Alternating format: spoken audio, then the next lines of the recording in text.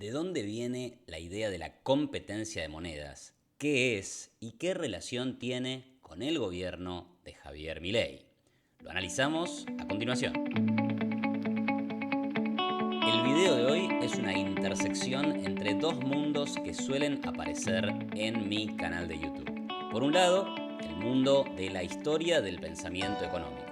Y por el otro lado, el análisis de la coyuntura económica. Es que por un lado voy a analizar y explicar la propuesta monetaria que hizo el economista Friedrich Hayek en el año 1976, una propuesta que llamó la desnacionalización del dinero, y por el otro voy a analizar si esta propuesta tiene alguna relación con la política económica que lleva adelante el gobierno de Milei. Empecemos entonces por la propuesta de Hayek. Como ustedes saben, por ser seguidores de mi canal de YouTube, Friedrich Hayek es un economista de origen austríaco que además es uno de los exponentes más importantes de la llamada Escuela Austríaca de Economía. En 1974, Friedrich Hayek recibió nada menos que el Premio Nobel de Economía. Este premio le fue otorgado por su trabajo pionero en la teoría del dinero y las fluctuaciones económicas, es decir, por sus investigaciones monetarias y las relacionadas al efecto del dinero sobre la economía real. El premio a Hayek no fue una casualidad. Por esa época, Estados Unidos y el mundo desarrollado tenían que enfrentar lo que para ellos eran grandes niveles de inflación. En 1974, por ejemplo, en Estados Unidos se cerró con 11% anual de suba de precios. Este registro se había reducido para el año 1976,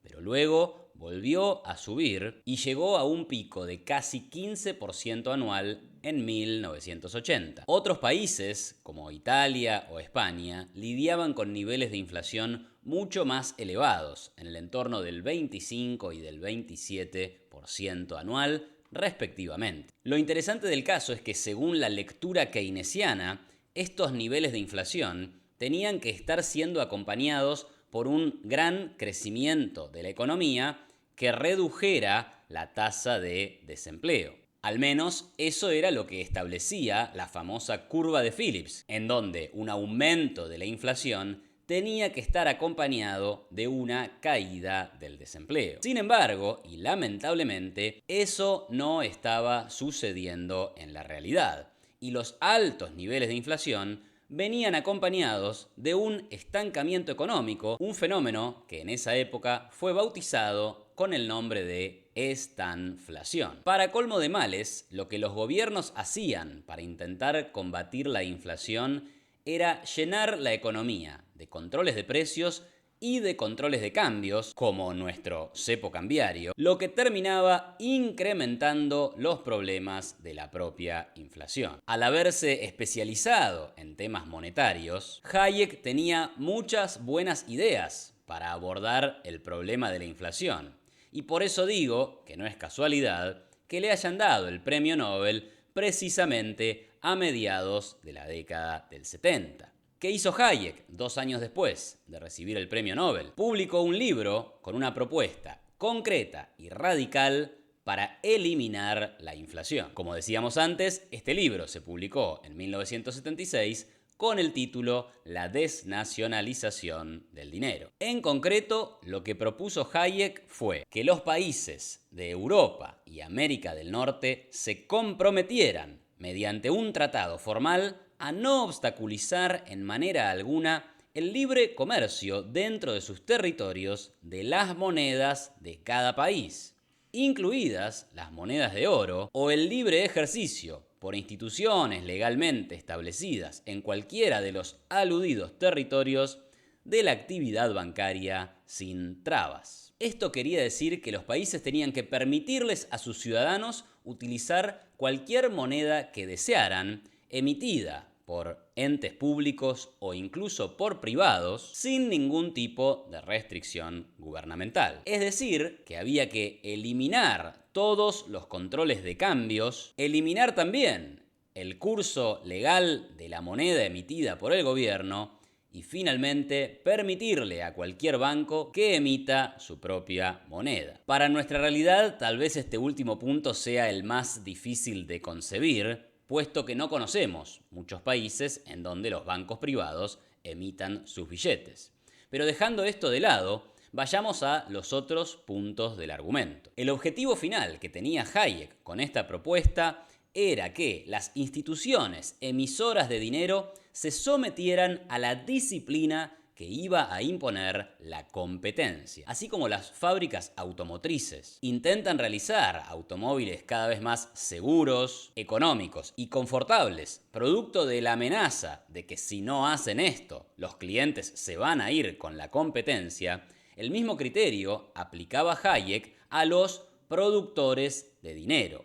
Si no producían un dinero con un valor estable, entonces los ciudadanos iban a poder migrar fácilmente a otro productor de dinero. Y esto es lo que finalmente forzaría a los emisores de dinero a cuidar la emisión monetaria y por lo tanto crear monedas más estables. Decía Hayek que la competencia, al forzar a las instituciones emisoras a mantener constante el valor de su moneda, en términos de una cesta de bienes establecida, sería un freno más efectivo que cualquier obligación legal de convertir la moneda en dichos bienes o en oro. Ahora bien, ¿cómo conseguir un valor constante para la moneda? De acuerdo con Hayek, esto iba a pasar si las instituciones emisoras creaban dinero siempre en línea con el aumento de la demanda por el mismo. Si esto pasaba, es decir, se aumentaba la cantidad de dinero solamente cuando aumentaba la demanda por ese dinero,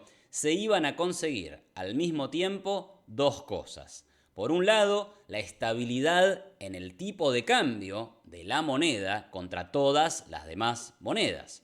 Y por otro lado, se iba a conseguir también la estabilidad de los precios, es decir, el fin de la inflación. En palabras de Hayek, para asegurar la constancia del valor de su moneda, lo fundamental sería que el banquero no incrementase el volumen en circulación más de lo que el público se hallara dispuesto a mantener en su cartera. Pasemos ahora al plano de la aplicación. ¿Existe este esquema de competencia de monedas o desnacionalización del dinero, como lo llamó Hayek, en la Argentina actual? Si volvemos a mirar en detalle los requisitos para que la propuesta de Hayek se vea implementada en su totalidad, rápidamente vamos a concluir que esta no opera porque Argentina sigue teniendo el cepo, es decir, que sigue teniendo un control de cambios.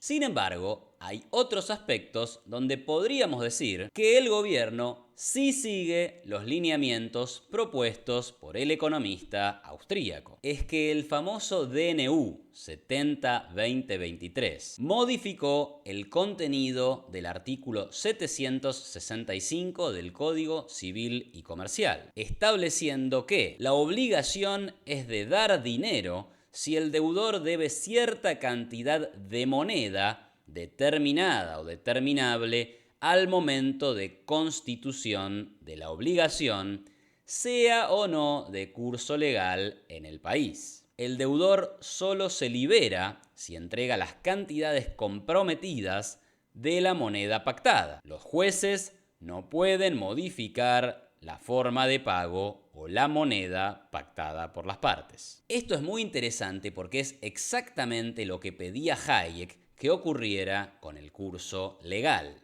El autor proponía eliminar de la forma que fuera posible la obligación que tienen los ciudadanos de un país de no rechazar el pago de una deuda si ésta se hace en la moneda emitida por la autoridad monetaria local. Para ponerlo en sencillo, la existencia del curso legal de una moneda quiere decir que si yo tengo una deuda con vos en dólares, pero te doy pesos al tipo de cambio oficial, vos tenés que obligatoriamente aceptarme ese pago.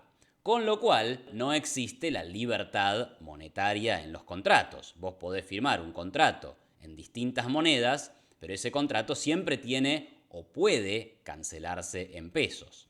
La modificación que se le realizó al Código Civil anula esto y permite o valida o avala que los contratos efectivamente se firmen en cualquier moneda y que la única forma de cancelar las deudas originadas en ese contrato sea efectivamente entregando la moneda que dice el contrato. De acuerdo a esta nueva legislación, en Argentina sí existe la libertad y la competencia de monedas para firmar contratos. Con este punto, entonces, Hayek estaría bastante contento. Una segunda instancia y cuestión más general es el análisis de si el dinero que está emitiendo hoy el Banco Central de la República Argentina está en línea con la demanda de pesos del mercado. Y en ese tema tenemos que decir que, si bien todavía hay elevados niveles de inflación en el país, la política monetaria del gobierno no es ajena a lo que pase con la tasa de inflación,